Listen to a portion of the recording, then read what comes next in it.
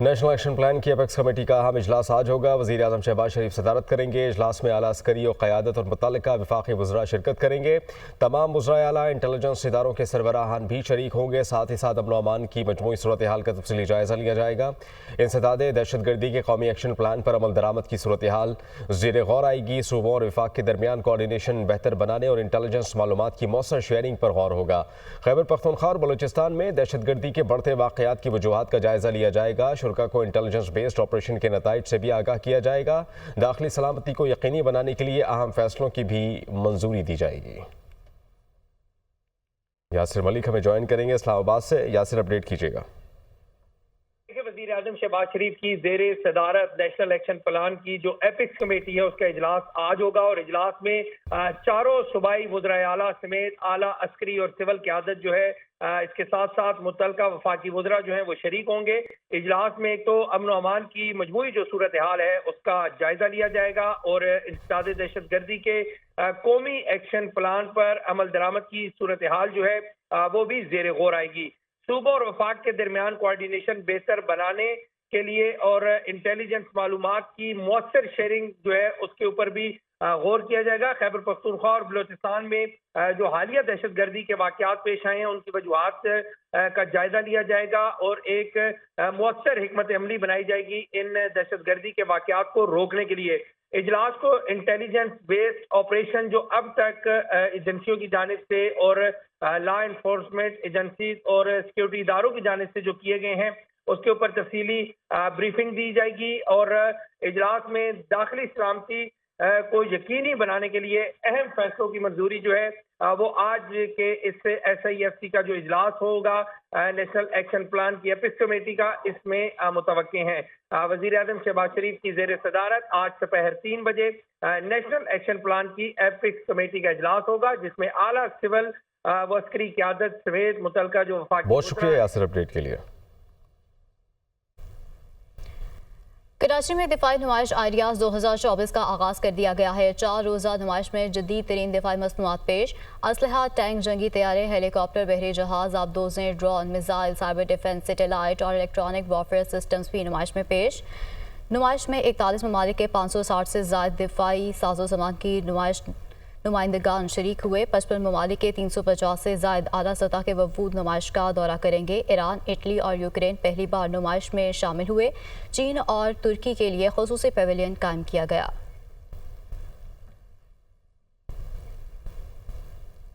وزیر دفاع خواجہ آصف نے کہا ہے کہ پاکستان کا خطے میں قیام امن کے لیے ایک اہم کردار ہے۔ پاکستان ہمیشہ برابری کی بنیاد پر بامانی مذاکرات پر یقین رکھتا ہے۔ نہ صرف دو طرفہ مسائل کے حل بلکہ خطے میں امن اور ہم آہنگی کو موقع فراہم کرنے کے لیے باہمی مذاکرات بھی ضروری ہیں۔ آئیڈیاز 2024 میں دنیا بھر سے آئے مندوبین نمائش سے بہترین فائدہ اٹھائیں گے۔ خواجہ آصف افتتاحی کانفرنس سے خطاب کر رہے تھے۔ Pakistan being a responsible state is always committed to play its role for international peace, stability and order.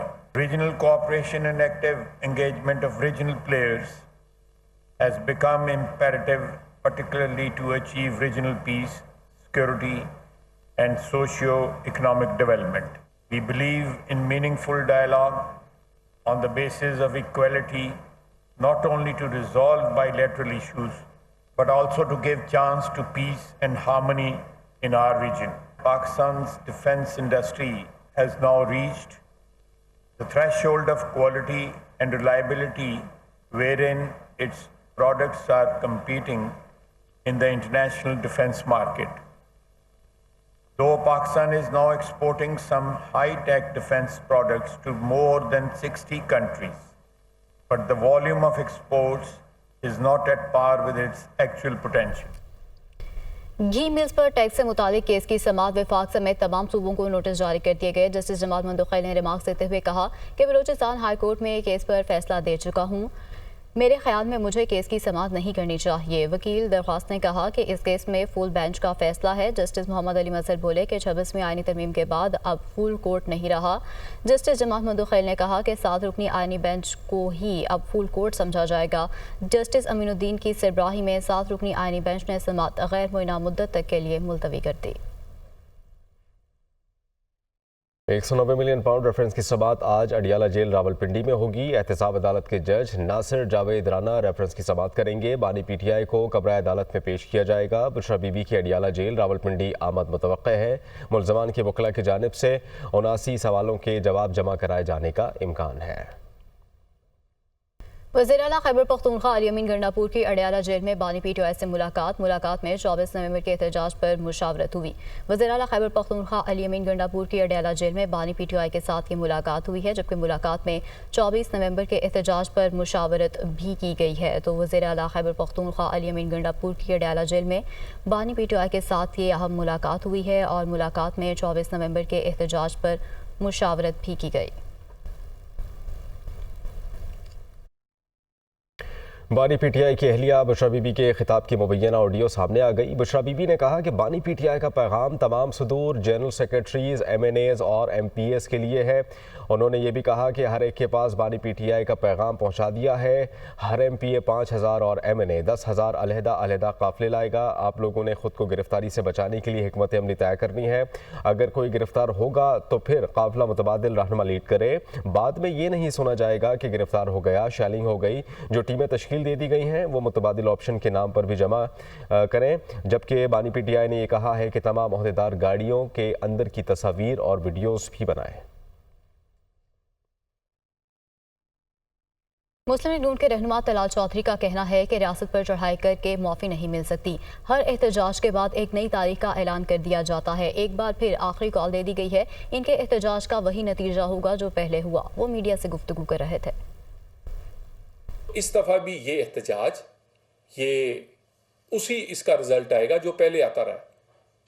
हुकूमत की तवज्जो पाकिस्तान में सियासी इस्तेकाम पर है और KPK का वज़ीर आला ड्रामे कुछ और करेगा, करता कुछ और है। ये एहतजाज जिसे ये कहते हैं कि आखिरी कॉल है, ये एक आखिरी कील साबित होगा इनके सियासी कफन में।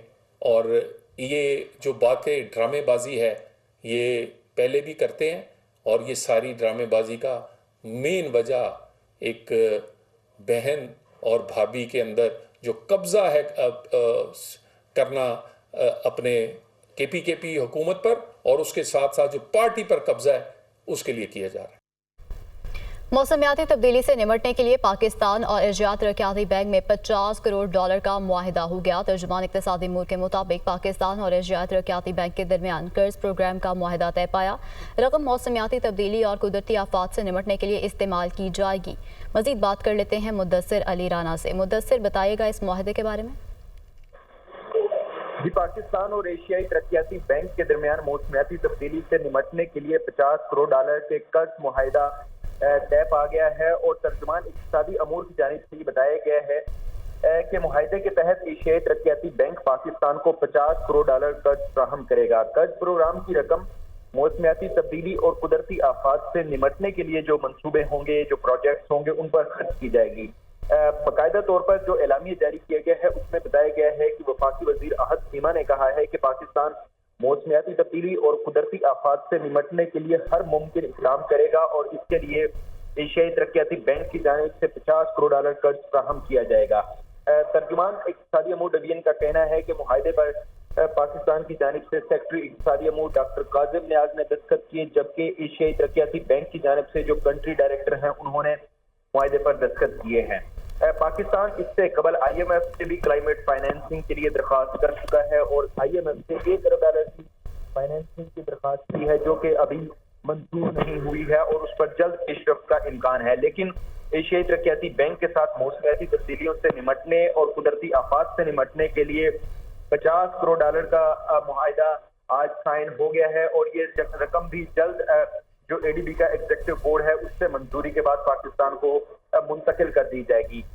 एशियाई तरक्याती बैंक की जानिब से जो ये रकम फराहम की गई है। ठीक है मुद्दस्सिर, बहुत शुक्रिया आपका। पाकिस्तान स्टॉक एक्सचेंज में मुस्बत रुझान। पाकिस्तान स्टॉक एक्सचेंज में 844 पॉइंट्स का इजाफा। बात करने के लिए हमें ज्वाइन करेंगे अली मेहदी कराची से। अली, अपडेट कीजिएगा।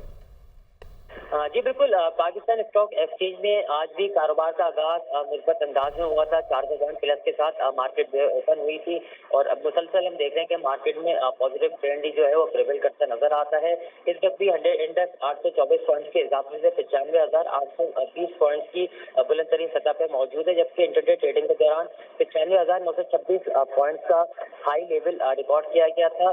مارکیٹ اب تک 44 کروڑ 94 لاکھ کے سودے ہو چکے ہیں. تقریباً 16 ارب مارجن کے جو ہے وہ سودے ہوئے ہیں. جی